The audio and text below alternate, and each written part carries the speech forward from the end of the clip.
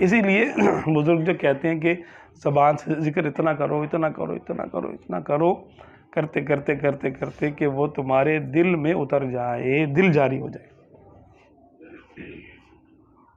دل کا جاری ہونا دل کا دھڑکنا نہیں ہے، دھڑکنا تو عمل بدن ہے،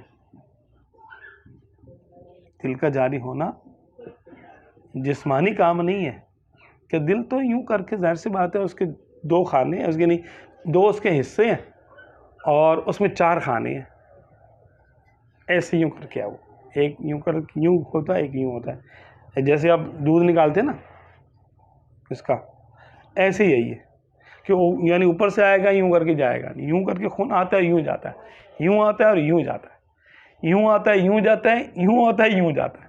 یہ میڈیکل سائنس میں اس کا جو طریقہ کار ہے۔ 4 اس کے وال ہیں، 4 خانے ہیں، 4 اس کے وال ہیں۔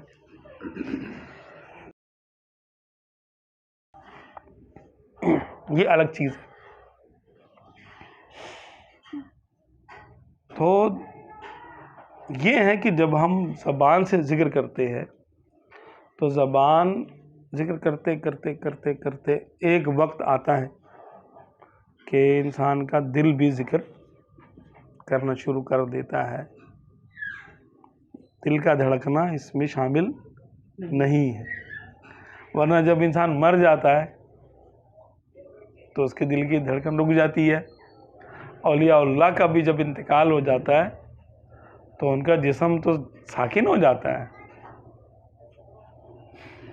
دل رک جاتا ہے، لیکن ان کا دل مرتا نہیں ہے، زندہ رہتا ہے، کہ وہ ذکر چل رہا ہوتا ہے۔ روحانیت ان کی جو ہوتی ہے نا، جو قلب اصلی ہے، قلب صنوبری ہے، وہ ذکر کر رہا ہوتا ہے،